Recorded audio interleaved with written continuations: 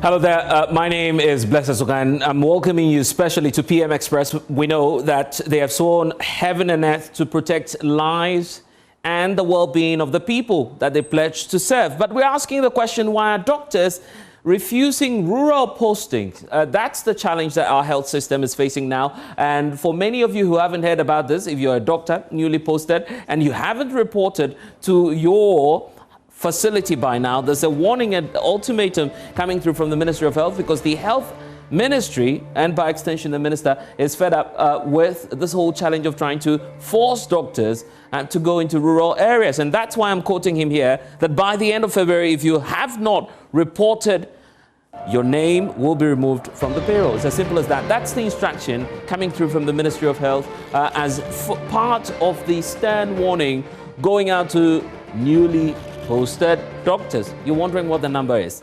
Here's what we're dealing with. 463 doctors newly trained and of course posted in all, but a significant population, 65% of them say they don't like or perhaps are not reporting to where they've been posted to. So you have just a little above 150 individuals saying, well, whatever the case, we'll stand by it and we'll go to where we are posted. And that's why we have only 158 doctors newly trained, of course, accepting that they would go wherever they are posted. Take a look at this picture, and it paints that stark reality of what's happening across the country. As of late last year, some regions, guess what, like Northeast, Upper West, OT region, these are some of the hardest hit areas in terms of the challenges that they have with the socio-economic standing. So there's, a very generally poor outlook in terms of economic opportunities in these three regions. And there's a corresponding response of turnout from these newly trained doctors. Almost all of them who've been sent to, for instance, the Northeast and Upper East region say, well, we're not showing up for work.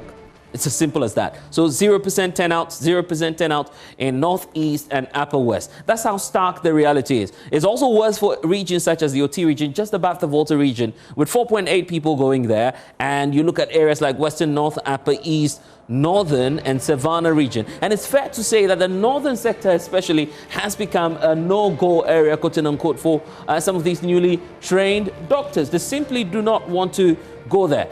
This is what the picture is painting, that if you come down south to areas that are relatively or economically viable, and I'm using that word reservedly, you would see that parts of the national capital and the entirety, of course, 80% is the turnout that we're having. So many more of them who are posted to places such as the Greater Accra region and far more interested in reporting to work than places such as the Northeast, Upper East, or Upper West, I should say, region, where there's absolutely nobody going to these two regions. That's how stark the situation is. Relatively, if you're looking at the Middle Belt, the Ashanti and Eastern regions, you're having quite a significant representation there as compared to the other regions, of course, that many of these doctors do not find, quote unquote, lucrative. And there's a bigger story that I'll be painting to you shortly for you to see what's at stake for Ghana's health sector. We're talking about the total population of registered medical and dental practitioners in Ghana, and they are not even above 15,000.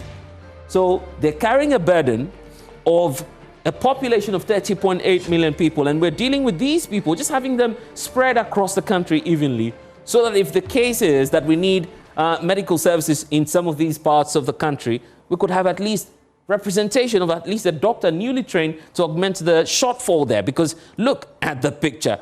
13,000 plus individuals serving a whole population of 13.8 million. And so you would want as many more doctors to go into rural areas where you already have a worsened situation. Because approximately, if you're looking at the national picture, one doctor is serving as many as 2,337 people. That's like doing magic already. So if you're adding one more doctor, and they're not going to places like the Upper West, and other parts of the northern parts of the country, then of course you know what awaits our health system. And so that's why we've been trying as much as possible to listen to some of the debates, some of the key reasons and arguments all of these newly posted doctors have been making. Guess what? It ranges from accommodation. You want to look at preference for practice abroad, because this is where especially you have the cash flowing.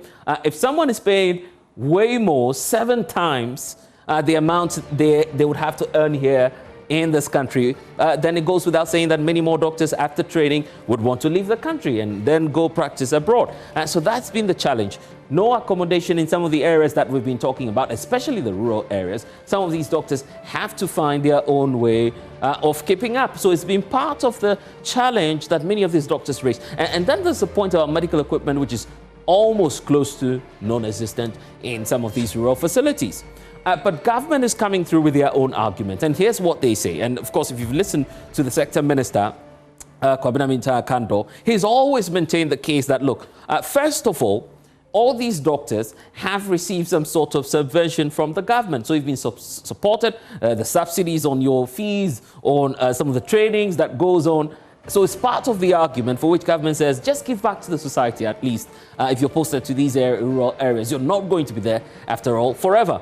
So it's part of government's approach now to collaborate with some of the professional bodies so they can see the way out. But whatever the case, indeed, government accepts tonight that there's a legitimate challenge that exists with some of these health facilities. There is the reason for which we are bringing back the whole conversation. Just looking once more at this newly trained teachers, doctors, I should say, their plights in some of these rural communities. And we're asking the question, why are so many of them refusing to serve in the very communities that they've sworn to protect the lives and the well-being of individuals there? Your guess is as good as mine, but when we return, we throw the question around all stakeholders and find out if we'll be able to answer the question, begging for many answers tonight here on PM Express. Stay with us. Okay, the beauty of the show is that you get to have conversations even before you come on air. You can hear already that there's so much interest in what we're about to talk about tonight. And that's because it concerns the life of you watching us at home as well. Welcome again to PM Express. It's brought to us proudly by Syntex Tank.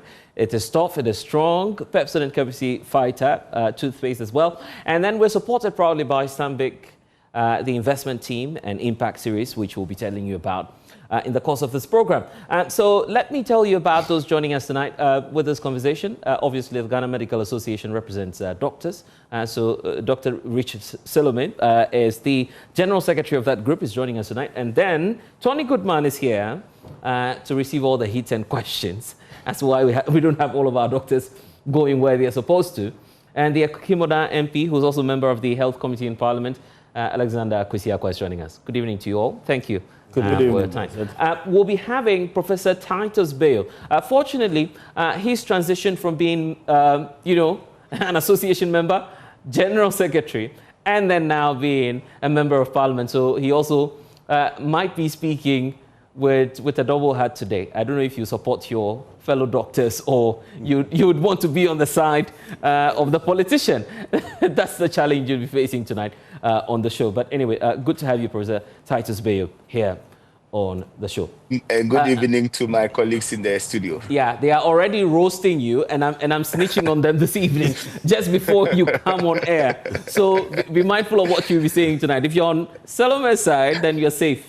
For Tony, yeah, he can give you a pass tomorrow when you come to the ministry. So let's get to it. Dr. Richard Solomon, let me start off with you because I'm not a doctor. I don't know about what you do in detail, but of course, broadly speaking, we know you deal with life and of course, safeguarding the well-being of Ghanaians. I understand that when you're about to become a doctor, you're giving the opportunity to swear an oath. This is supposed to be a physician's oath. Some say Hippocratic. You would have to explain that to me. Right. But portions of what I'm saying is that you saw at some point to say that the health and life of patients will be your first consideration as a doctor. Is that what this new doctors also swore to? Thank you and good evening. And good evening, Blessing. I do not think that we should proceed from that tangent. Oh, no. I mean, let's start right from there. That's where I want us to start from. In the sense that I don't think you read anywhere in that oath that you swear to die for the other patient to live. Neither did you read that you swear to poverty or you swear that you shouldn't live. There's a simple principle in life. You live to let live. And that is why even the Labor Act tells you when you find yourself in danger, you must what? Remove yourself first before you think of saving others. Are you telling me that if you're posted to the Upper East or Upper West region, you are being posted to die? Is that what you're telling us? It's important that this discussion proceeds in a way I perfectly that flows understand in a logical but I just manner. want to understand you. I haven't said so. Yeah. Are you saying that if you're posting, because that's the picture I just painted to our viewers. So I will in those regions, absolutely no doctor, no new doctor. I think you are even speaking with wrong information. Okay, so you give us the picture. You are speaking in November, when as of November, just began. And remember, people had been home for 1.5 years. Of course, they were not supposed to be, regardless of the oath they swore, fold their hands and put in their ties and be living.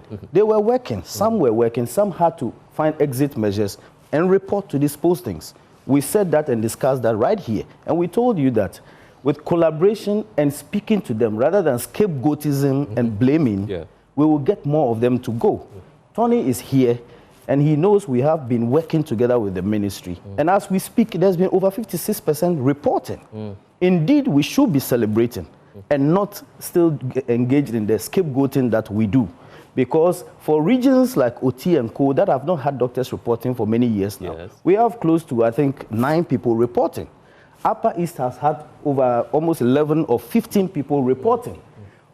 Every region. So I think that we should be speaking in a positive light and encouraging people. Rich, I dare say, hold on, please. If you didn't have an ultimatum from the minister, all these doctors would not report to the places they were posted to. The ultimatum came. How many people reported within that time? We had to have an engagement as Ghana Medical Association with our members.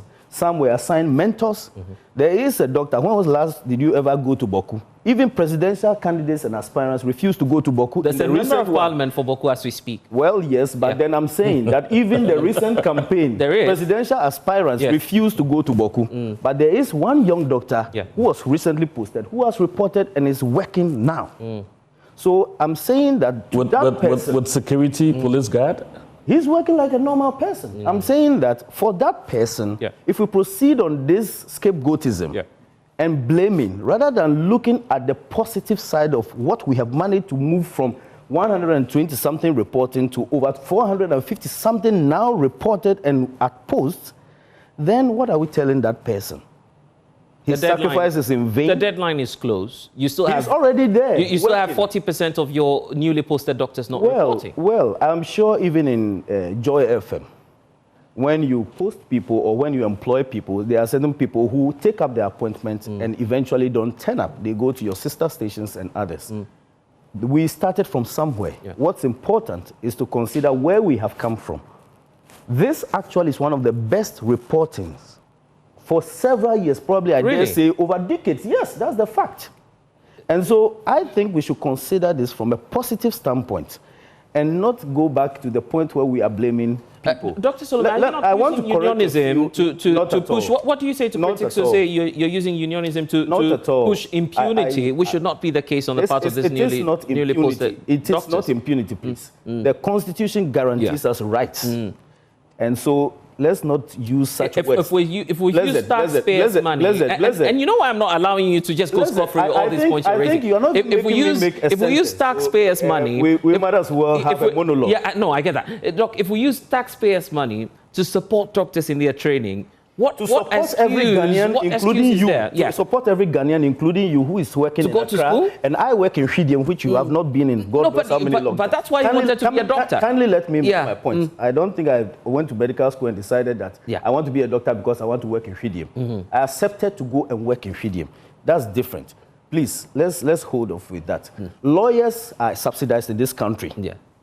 Teachers are subsidized. Mr. Tony Goodman's education was subsidized. Not all teachers. The minister, everybody. Not all teachers. The same way, most doctors now in Cape Coast is full fee. The graduate entry is full fee. He knows that. Majority of doctors being trained now are paying full fee, hard-earned dollars. Many are also returning from outside the country, China, Europe, other places, where they have paid hard dollar. They have come. So if we use that argument, then what we are saying is that the majority can do anything that they want. That is not the argument we want to make. And so I think we must debunk that and put that aside. Are you doctors not holding us to ransom? Simply because you feel you're high in demand? We are doing the best. And the ministry will admit that we have collaborated very well with the ministry on this particular matter and encouraging our colleagues to go. Without the country prompting, GMA started something in Volta, which we called One District, One Doctor, where there are districts without doctors. We, using our own resources, promised them land, assigned them mentors, worked with the community to give them decent accommodation. And in Oti, where for a long time they were not accepting, we had doctors go there willingly. So if we were an organization that was just meant to stifle efforts, why are we doing all that? And we have shared this template and sought to be supported to even do more. So I think let's not do those things. I also realize from what you shared as a prelude to this, that let's correct the thing that I think maybe is an inaccurate way of capturing it. Probably it's referencing clearance. But how does somebody who has been posted yet to report, hasn't been given an appointment letter, to even have an assumption of duty letter, be on a payroll to even be removed in the first place? So that probably what we are referencing is the clearance that we said would expire for which. So I think that needs to be corrected, because we've heard social media comments where people are saying doctors are even paid whilst they are not at work. That is totally wrong. And I believe that Honorable Minister, with all the good intentions, misspoke on that matter. And so I think that let's have a clear and dispassionate discussion on this matter. It is not only doctors who are not going. We heard recently from the Ghana Bar Association that there are very few lawyers that you can count in the Upper East and Low. And people are being denied justice. People are rotting in jail because lawyers are not going. So let's not So now you support lawyers? I'm not supporting. What I'm saying is that let's not scapegoat doctors and make it look as if we are essential health workers, are we even being treated essentially in the first place? So there are things, push and pull factors that we should work with. The goalpost when it favors you tonight. I am not. So you talk about lawyers and how they are not going up north. But, the point I'm making is that your responsibility, I'm saying is that it is a general problem. Yes. That we must dispassionately deal with, and it's been recurrent for decades and years now. We must be dispassionate and not be finger pointing. When you finished medical school, what was your first posting? I did first year house job in Kolebu, which is mandatory. The second year in Sunyani Teaching Hospital, and since 2011 I've been working in Fidium. Yes. So, but you accepted that. What's the point with that? No, so that's what I'm saying. You accepted. I accepted that because, one, they provided me a decent accommodation when I went to the place. They cared about my welfare. They sent a pickup to pick my items to come to the place that I was. And they supported, made sure everything I needed was there for me to work. We had mentors calling, checking up on us, the bishop visiting us from time to time. And of course, because it's a deprived area, a Catholic institution, they gave you some top-up allowance extra because to account for the fact that my colleagues are in Accra, they have time to do locums. Dr. Zome, you're confirming the problem to us now. I'm not confirming any problem. You're telling us on live TV now that you wouldn't even have gone there without these benefits. It appears you have a clear agenda. No, it's not an agenda. I'm just asking you questions. I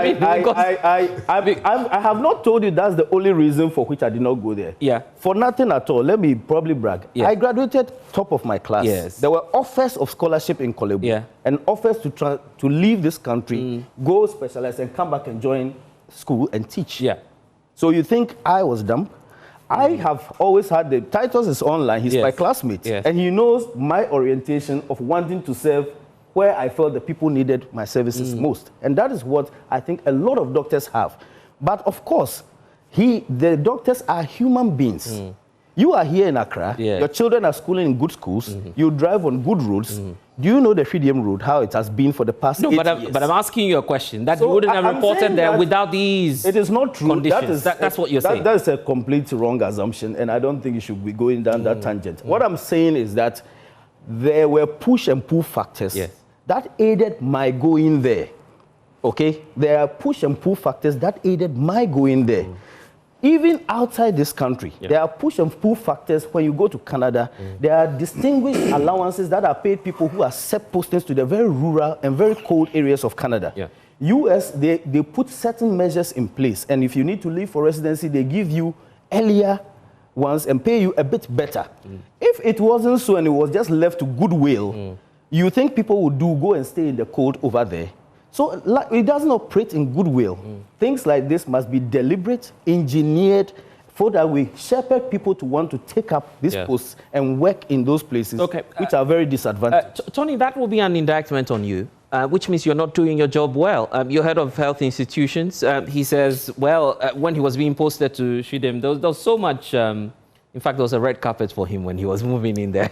Anyway, whatever the case. But that paints the picture of how doctors want to be treated if they are going to wherever you're posting them to. Yeah, thank you and good evening to our viewers. We keep saying that health is not the sole mandate or preserve of only the Ministry of Health. Various stakeholders must come to play. You have the agents in the various regions and districts who would have to complement our effort in making sure that the healthcare delivery we want to provide for the people there actually is given. What you just talked about, that is one of the things the minister is doing. Going to the regions, meeting the MCs, meeting parliamentarians, the regional ministers, chiefs, to make sure that some minimal amenities are provided for the doctors who are posted. In one of the meetings, the minister said, if you want me to continuously post doctors to you, you must prepare to provide some basic accommodation for me to be able to give you these doctors. Because these are the reasons they keep giving me. That we go, we don't get accommodation, we go, we don't get transportation. So please, give me those things and I'll be able to post doctors to you. Some DCs were ready to give accommodation. Chiefs were ready to give out lands for buildings for them. So it's because these things were not done in the past. We've realized, we've identified that these are the challenges that is not actually allowing the doctors to go to these areas. Concerted effort. We brought in GMA, we are working, and then as I said, this policy or this effort by the Honorable Minister has seen a lot of doctors going to these regions and districts. What we have to do is to continuously engage stakeholders, continuously speak to our brothers and sisters to understand that this is not punishment. It's just for all of us to put our heads together and provide healthcare and bring the bad data we've been talking about this year. That is what we are doing. It is just unfortunate that at times forcing people to go mean that you are not caring enough. You are just pushing people. So are you forcing them to go? Is that what you're doing?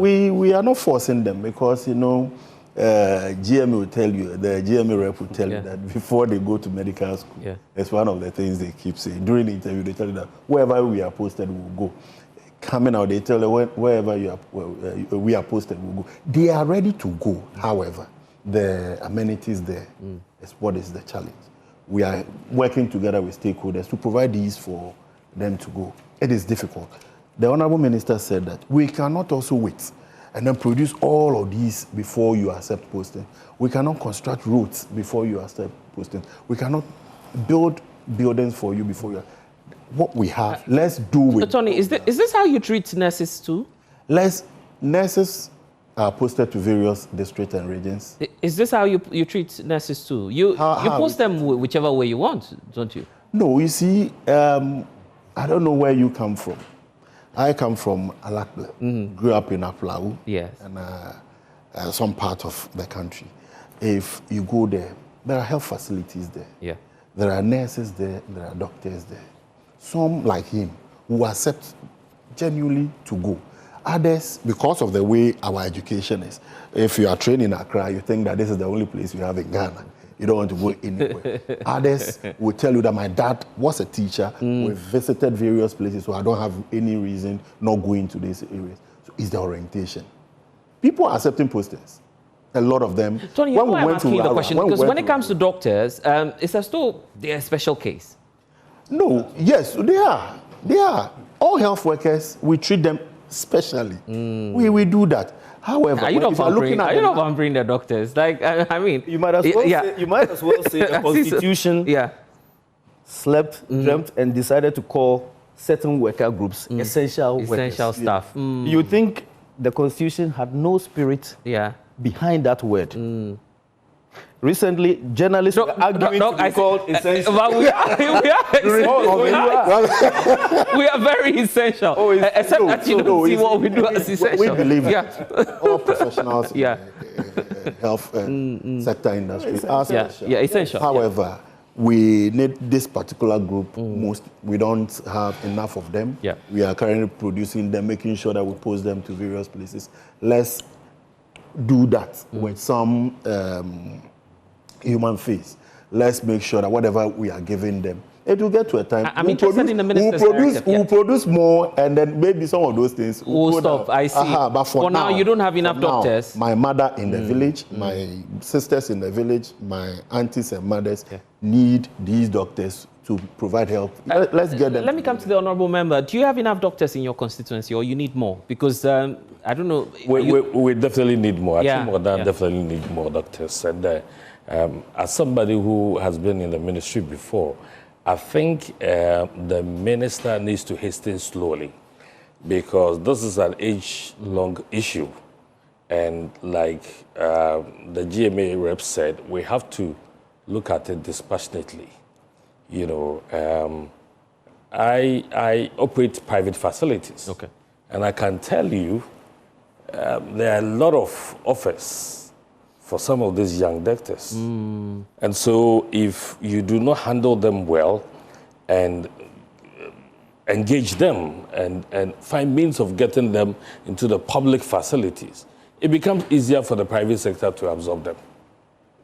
It becomes easier, the private sector in the urban centers, to absorb them. And that will give them a lot of other advantages. I mean, they can decide to sign on 2 or 3 other facilities. But if you push them to the rural facilities, where there are no facilities that can offer them an opportunity for a locum, you know, which is something that everybody knows that the doctors have, you know, in an era where additional duty hour allowance have been cancelled, and what they make there is exactly what. And you know, if you engage the doctors, some will tell you, sometimes they have to take money out of their pockets, you know, to pay for services for patients. They are not making any extra money in the places you have put them. But because they want to take care of our folks, they have to go, I mean, beyond all means to find money to buy blood, to do other essential things for the patient. So I think it's a very good conversation we're having, but it doesn't have to come with a kind of force that is associated with the minister's command. I mean, this is about the second time the minister is asking that if they don't go, we'll cut them off government payroll. I mean, just to be hypothetical, if you're a sector minister and a first-time doctor, I mean, a newly posted doctor doesn't show up on this February deadline, what would you have done? I would want to engage them. And I think one of the things that we need to do is to let them know, give them some time limits. Now, look, go there for about 2 years. Let's sign. You're only going there for 2 years. And after 2 years, we'll bring you back. It becomes easier.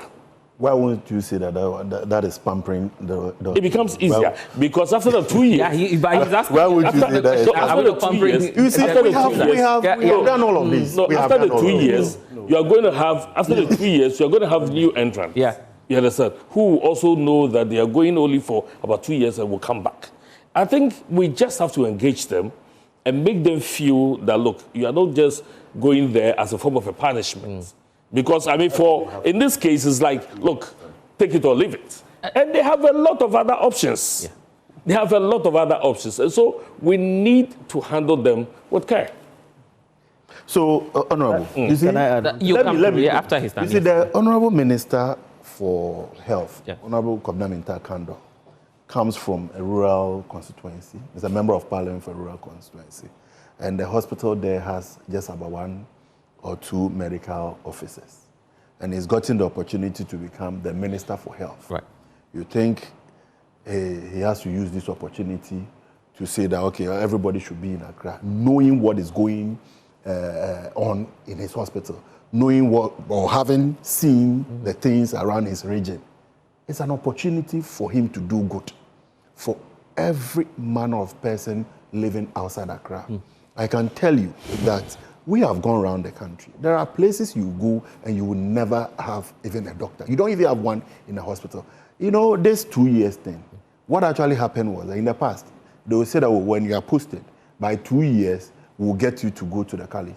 However, you would never get another doctor to go replace the person. So then he will be there for maybe 10, 15 years.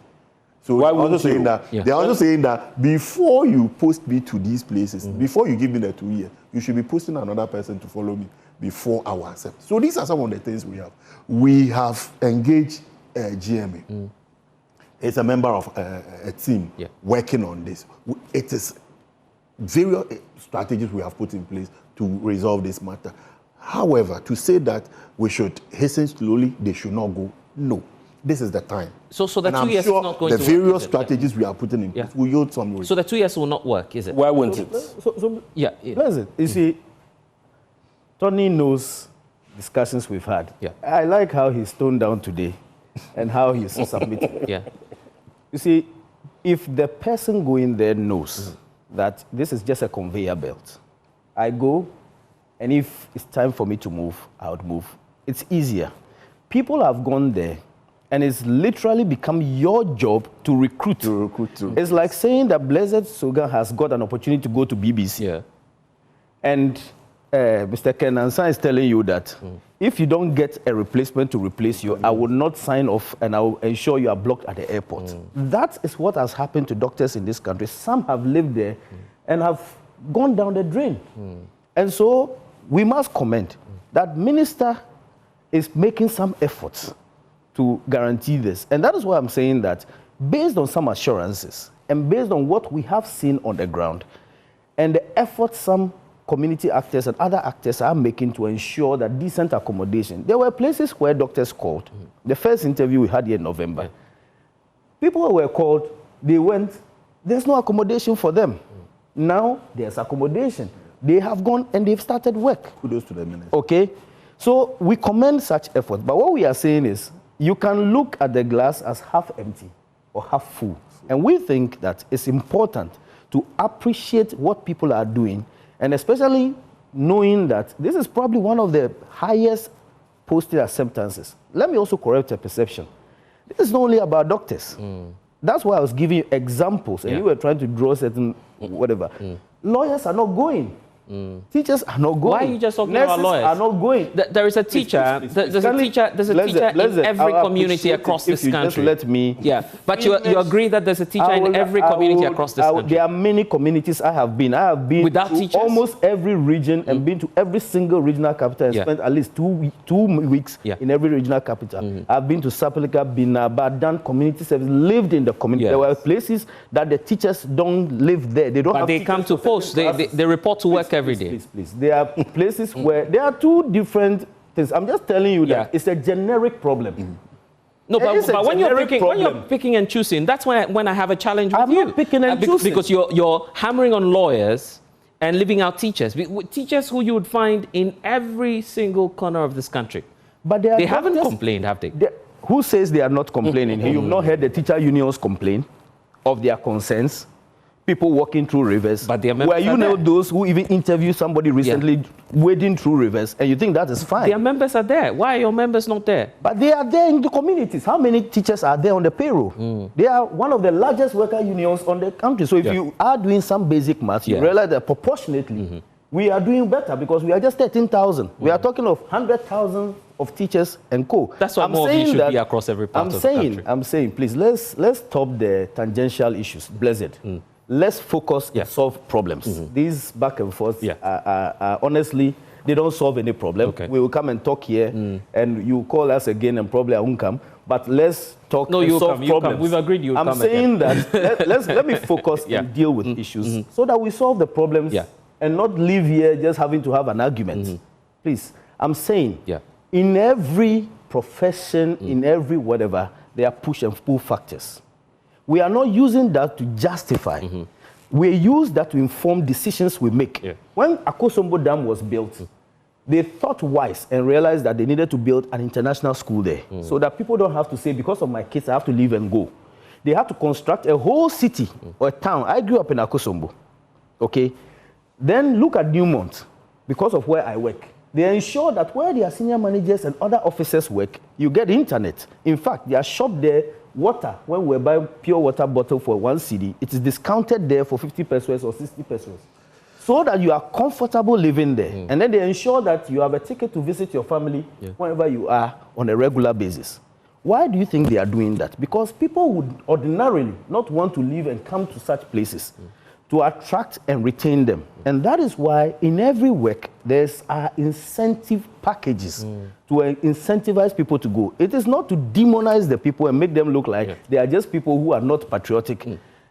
People say it's taxes. We also pay taxes as doctors. Our parents pay taxes. So when we bring such tangential conversations in and try to demonize and try to paint doctors and scapegoat them, that is what doesn't even encourage people. So if I paid my school fees, then what is there to even sacrifice for the country? Let me leave and go and make money. Okay, it looks like we've left Prof out of the conversation. But one more.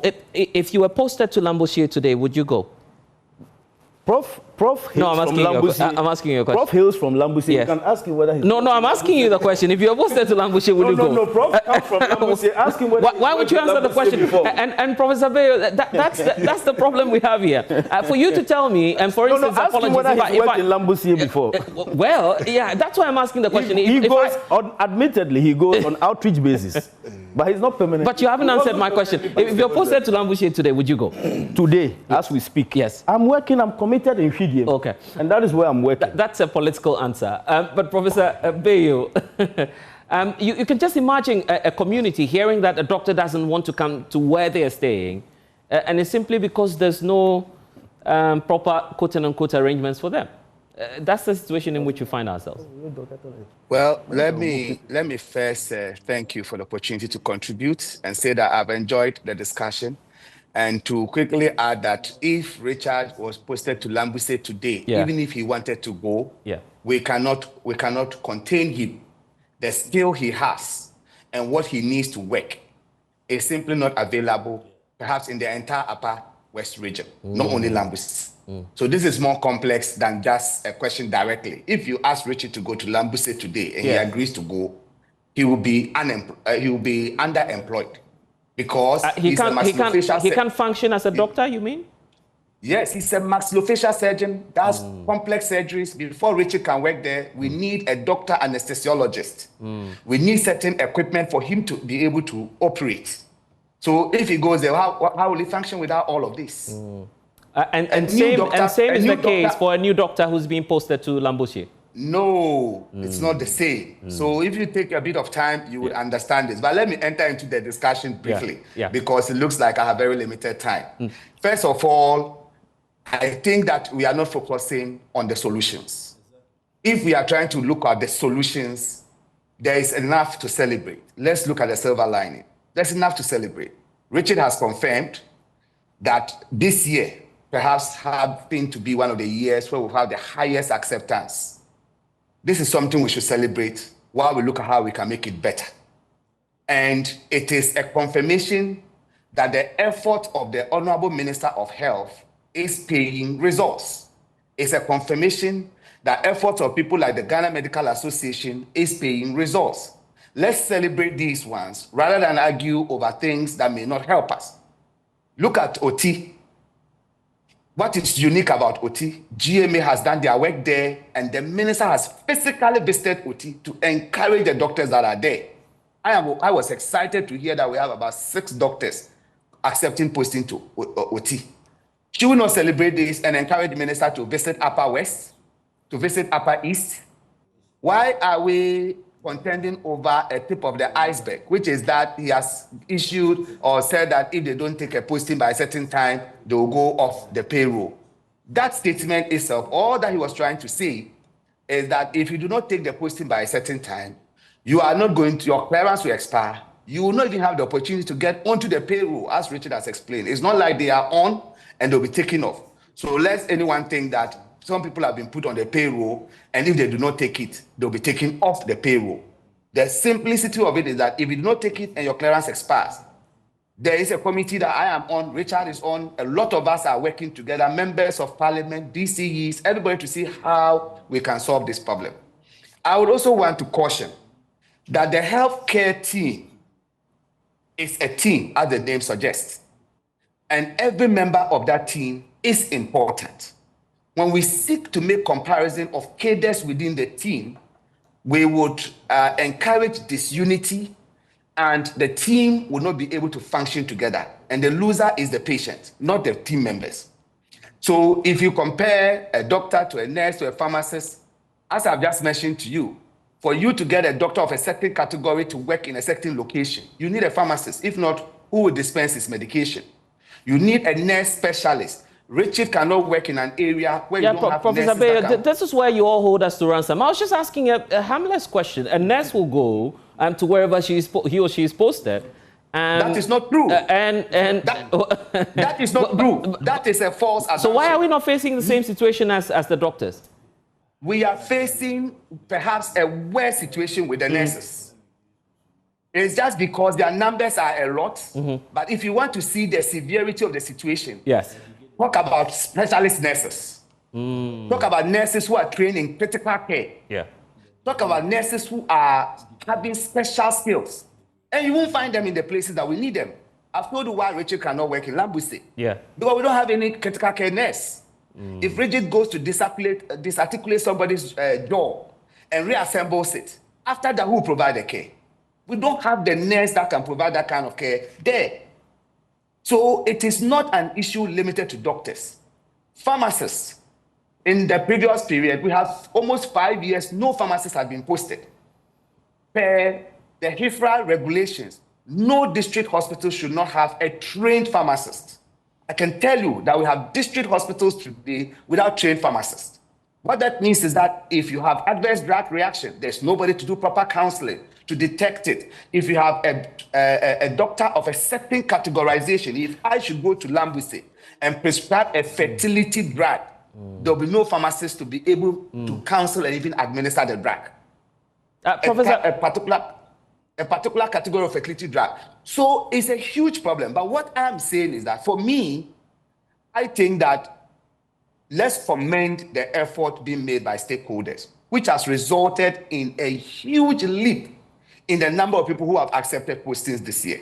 Since the story first broke, people have gone to work. The comment made by the minister last week when he visited Kolebu is just a tip of the iceberg. The actual work minister has done, including visiting OT, after a review showed that indicators from OT, the health indicators were poor. Minister didn't say. He went there, and after going there, Professor Bayo, are you not playing safe? You're not able to scold your own members. I mean, why, for instance, would you have referral systems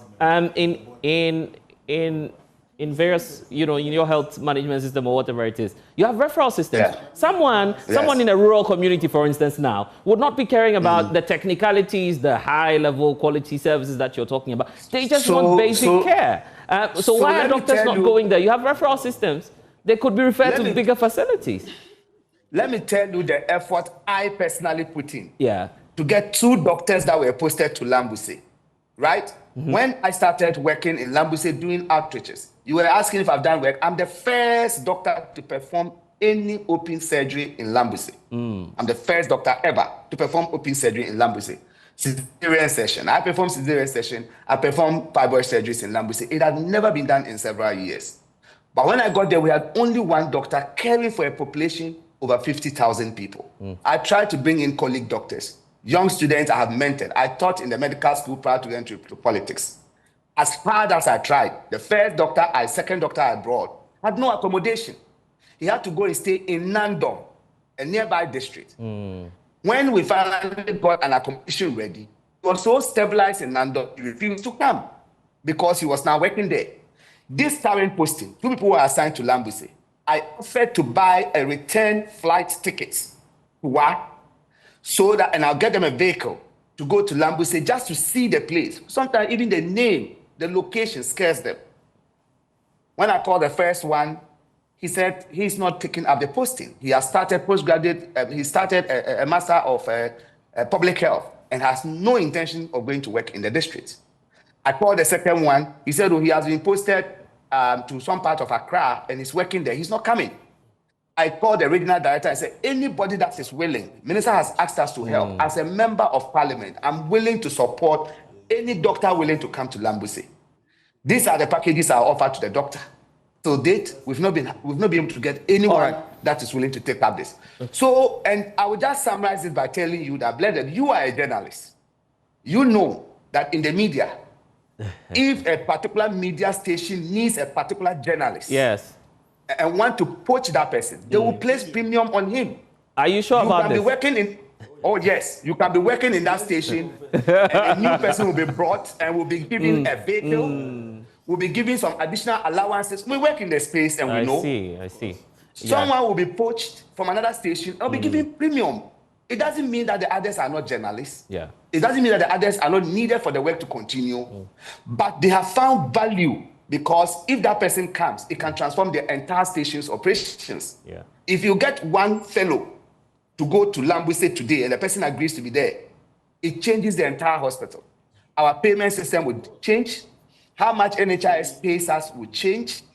The doctors can go there for training because of a doctor of a certain category has come in there. It expands the whole place. So if I am getting a fellow and I offer that fellow my B8, that take it and come and work there. And you ask me that, why am I not giving that to a nurse?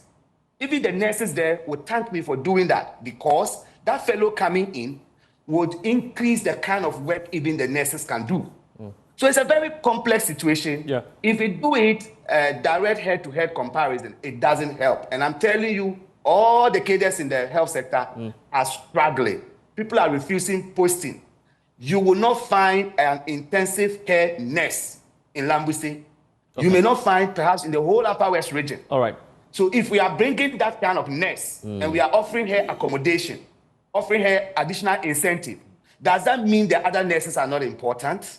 Certainly not. But we need her for some services to be delivered. So let's look at it that way and commend the effort thus far by the GMA, by the Minister of Health. And this is the first minister that has been able to get this increase in reporting. And let's look at his good aspects and what he has done.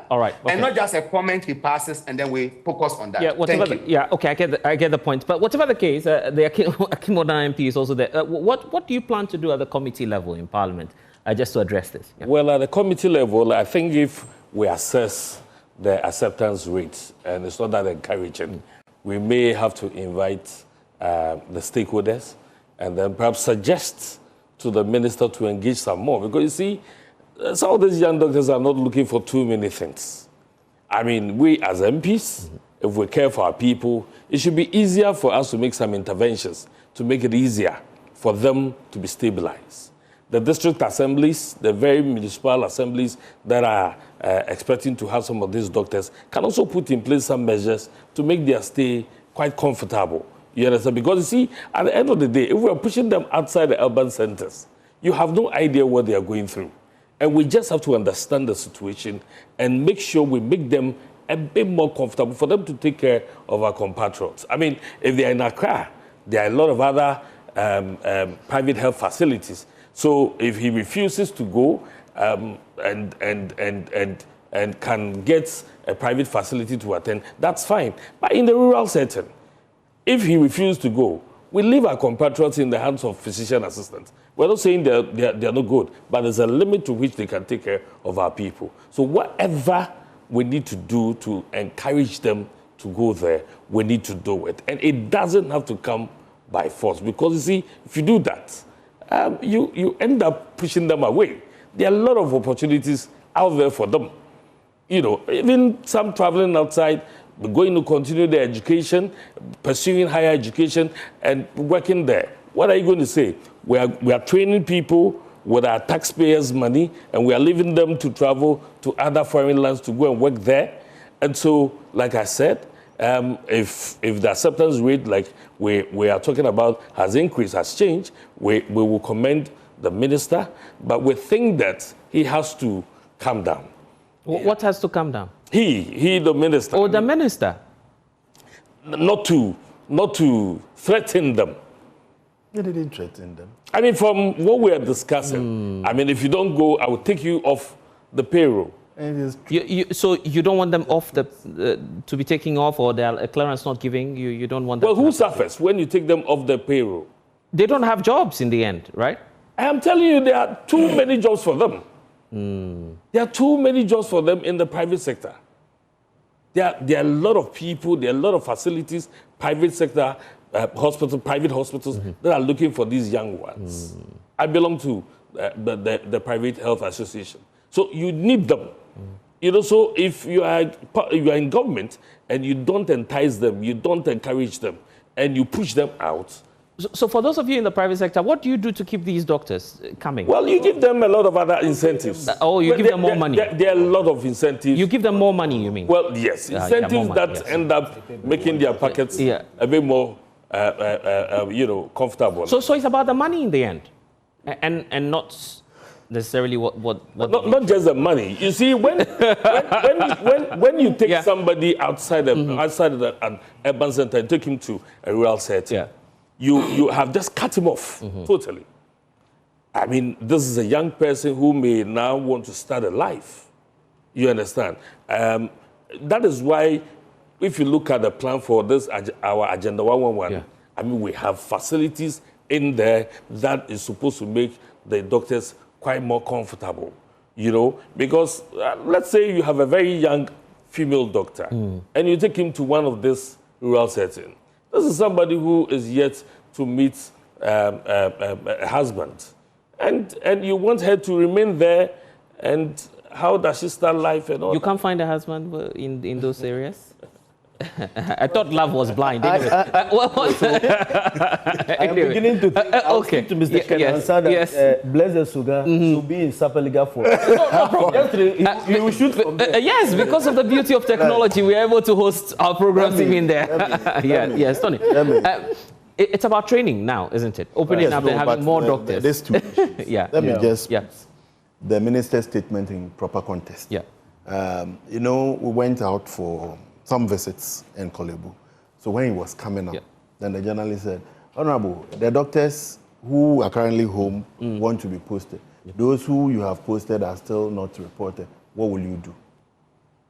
So the minister said, we've given them ultimatum up to February end. If they refuse postings, we will take them off that platform and then post the new ones.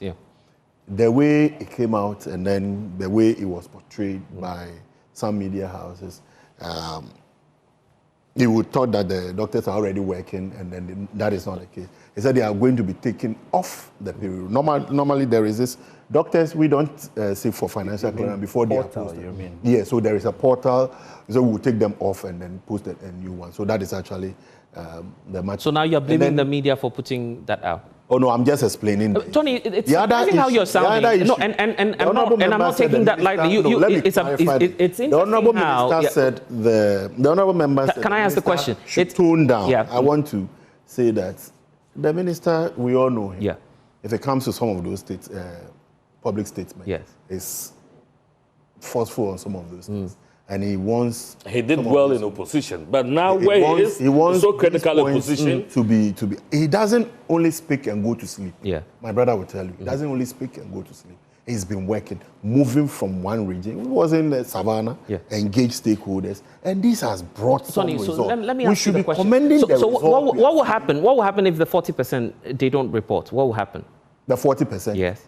Yeah, so they will be off that payroll, and then we'll get that platform. So you will crack the whip? That portal. Then we'll now post a different group. Yes, because what is happening is part of the committee. What is going to happen is that they will be plugged into that very portal. So there's still a deadline? They were I mean, why are you pampering them? I mean, just be straightforward with the points and tell these doctors they'll be off the system if they don't comply. He doesn't like those. Oh, I mean, is it about is it about what he likes or what you would do as a ministry? And I get why. I mean, your posture is quite diplomatic, but we've got to say to the doctors that they have to report to work. No, we have a country to govern. I know you're doing your job. A particular group of persons who you need to provide care. You have to, and you put in place measures to get them to work. That is what we are doing. Because they're high value, no matter how you see it, they're high valued professionals. We'll have to try our best to get them to come and work. That is what we have. You think we should, go to hell with you? No, we can't do that at this point. Why are you not able to do that? We can't because they are high valued. We need to post them to go take care of our... And when you do that, then the Ghana Medical Association feels happy about it. Yes, we want them to feel happy about it. Okay, you're happy now, Dr. Salome. Well, so I think I can appreciate the way you want to conduct the interview so that it's hard-hitting. No, it's not. I'm just doing my job too. That's fine. So let us do our job. Good. So the point is this. I think that there's a need to continue engaging. The minister must be commended for his actions. Like I said, it's important that all the stakeholders sit at the table like we are doing and playing key roles. And probably you journalists should also play your role by commending the the doctors who have accepted postings in places like Boku and other places in the severe circumstances. You don't go there to report on such a young man and encourage him and let people see the efforts he's making, putting his life at risk for the people. And not just focus on, they are not going for the trends, the traffic, and the things that we have to do. We also expect that in the past we used to have doctors' quarters, nurses' quarters, every time you go. Now you don't even hear that. It's important. It's not pampering. If you are called, like Dr. Bayu, Prof. Bayu said, somebody is the only doctor at post. If you were called to attend to a maternal, bleeding post-delivery in the night, he now has to drive from Nandong that night. Typically at that time, as a first-year postee, probably doesn't even have a car to go and save that life. And then you journalists will be reporting that, oh, a mother has died. This and so, mortality. It took the doctor hours to report. It's important that we put things in context. So the housing is not a pampering you are offering that person. It is an essential part of the work that he needs to do to respond to emergencies promptly, to be able to get back, rest, come back, and do things. The same way we are saying also that simple amenities, what people used to work, let's not focus only about that somebody has refused. Like Prof. Bayo has said, if he even goes to Lambusier, he might not be able to feel fulfilled as a professional because what he needs to work is not there at the moment. There are places where there are young doctors posted and the things to work with are not there. So sometimes they have to be reassigned to regional hospitals to be there for a while things are provided. All these are happening. So we must be appreciative of what people are doing, knowing very well the challenges within the system. And also, like I said, this should not be I wished around this table, we should be speaking in a quote-unquote celebratory and a positive manner because we have had more people from 120 to over 450 people who have reported at various places and working. We shouldn't be here discussing as if we're still talking in November. And so I think the journalists also have their role to do to catch up with data. You shouldn't be speaking about November data, introducing this show by finding out a bit more of what has happened, the current data. So that but I'm still using your current data. Your current data says 40%, 40%. In introducing your show, introducing your show, let's admit when it is so. What I'm saying is, I'm still using your data, going by your data. Somebody who watched the introduction of your show still thinks that it's only 120 doctors out of 700 and something that have reported. And so I'm saying that there's progress. There is huge progress, massive progress. That's over 300, almost, in fact, to 450 if you do 120, that's over 400% increase from November. And you can't tell me that you'll be using... But overall, you're saying 60% have reported. See, we came from somewhere. We came from somewhere.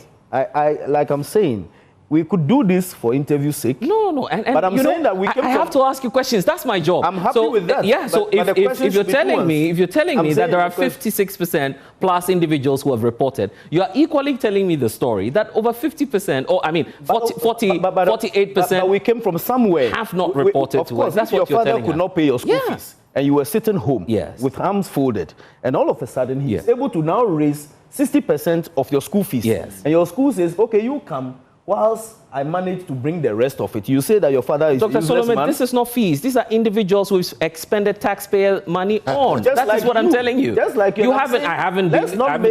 Government hasn't paid my fees. You didn't school in Ghana. Government hasn't paid my fees. Who says government pays the government hasn't paid my fees. I've gone through private institutions. You schooled in Ghana. Yeah, I've not been subvented by government. Institutions are supported in Ghana. How? How is that possible? The point is that going by your own data. Let's not make that. 40+% doctors are not at post. We started off at only 120 reporting. Is that true or not? So when are you asking your members to report? We are encouraging the discussion, like we have said. If we wanted nuance and a problem-solving discussion, we should be talking of solutions. When are you asking your members to report? We are engaging our members. We have portals we are engaging. And we think, what we think, as Honorable has said, is that there needs to be continuous and further engagement. Even if we don't solve this now, there's a next batch to be posted. Are they going to go through the same with us sitting here doing this back and forth banter? If we solve the problems now, then we don't have to reinvent the wheel and be going back and forth. And I believe that Honorable will leave a big legacy as Minister of Health, having even achieved probably even 70 or 100% once we put the measures that we are discussing in place. And I believe that you journalists also have a role to play in helping this go than scapegoating and demonizing. That's what we're doing here. That's what we're doing. It's a great conversation. In fact, there's one historical element I haven't brought to bear. If I bring that extreme aspect of maybe the Cuban doctors, then I would have been ending the whole conversation.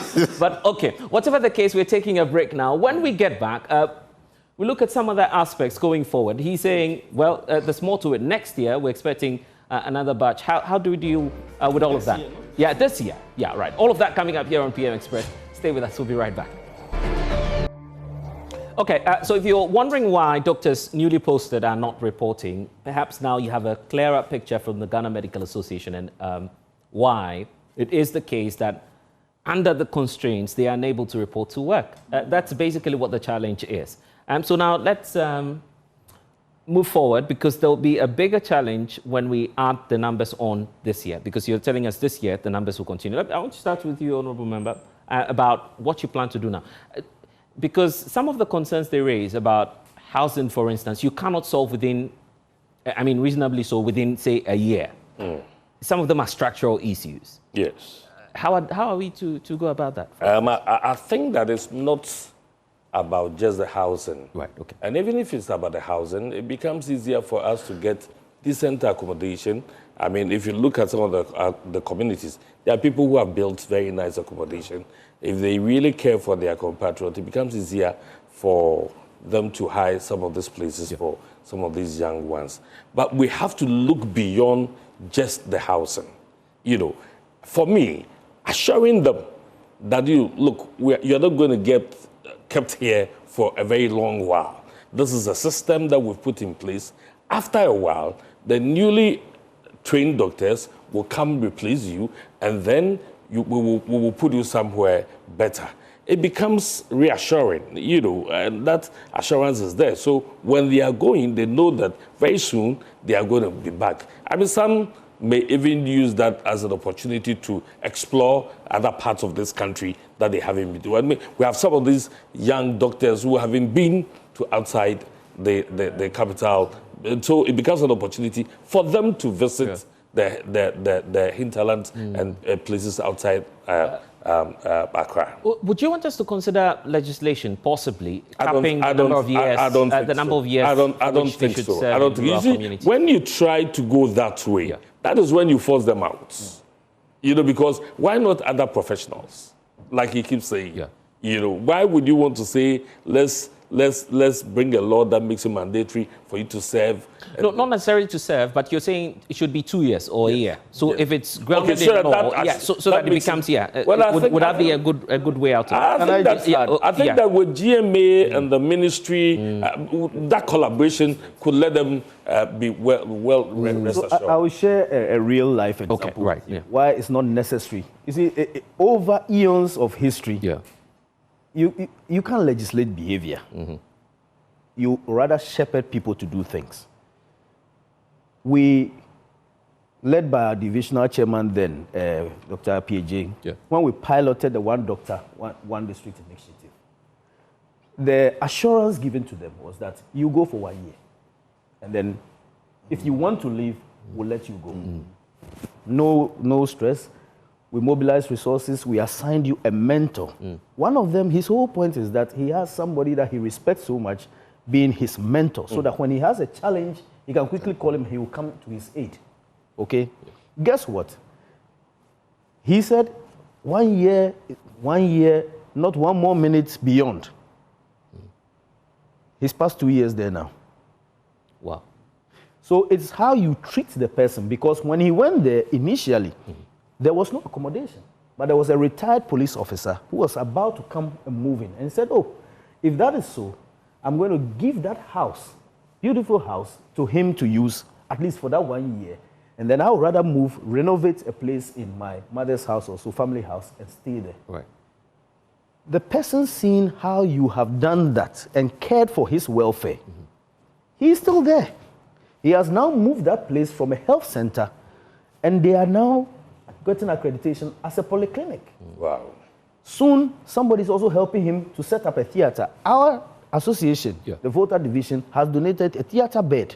So the people don't have to do 3 hours to go to the next town to go and have surgery. He has the skills. He has the skills now, and he's changing the place. So the issue is not a one-way street where it's as though we are doing only a... It's a communal thing, you know. It's a communal thing. We encourage communities to also own this initiative.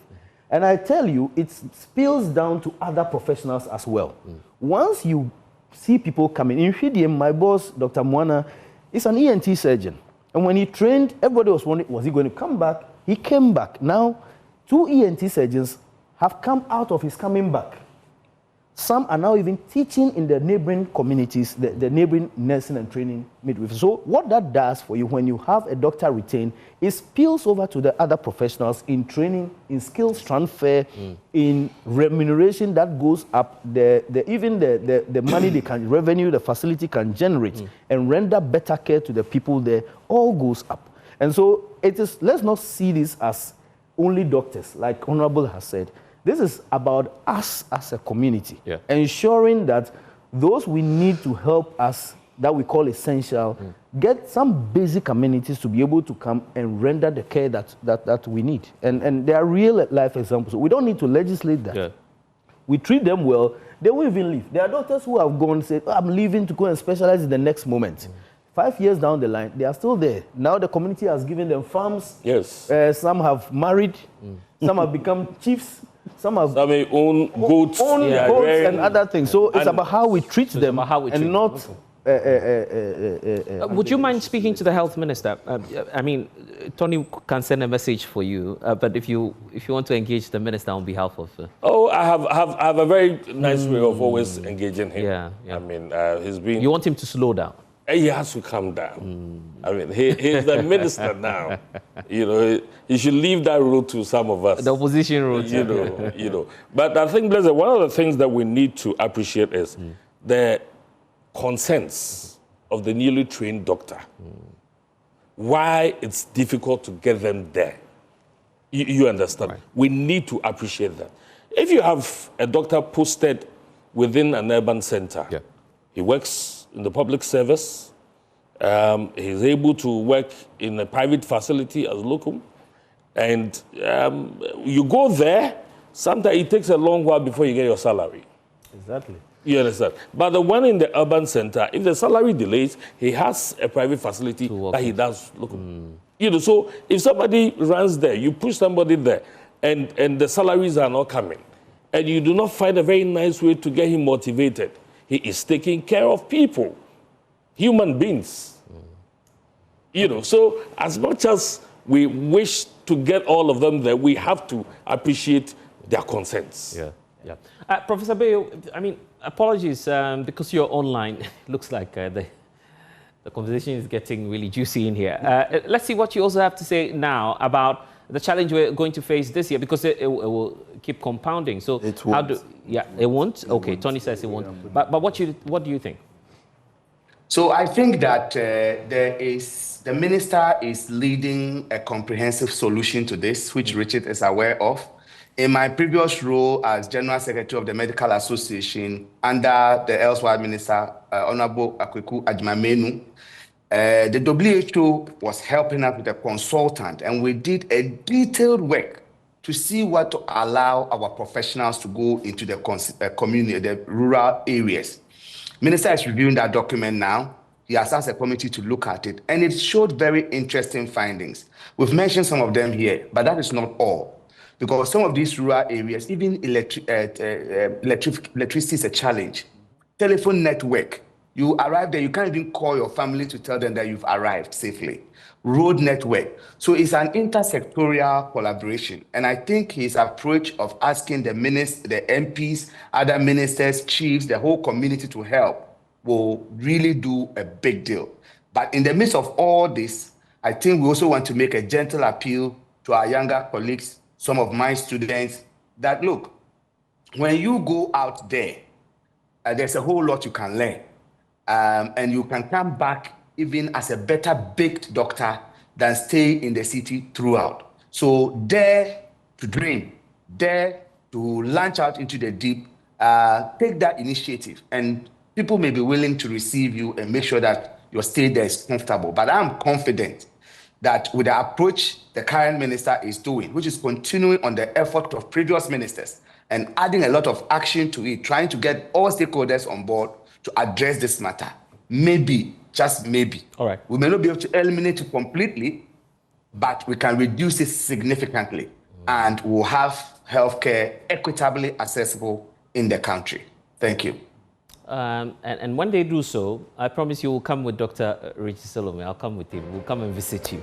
So just go, just report. That's what we want you to do. We'll call it a night. Thanks for joining us here on PM Express. When, of course, things improve, we'll be here to talk about them again. I'm Blessed Sugan. Until then, log on to myjoyonline.com. More stories there for you. And we'll see you again. Bye for now. Yeah.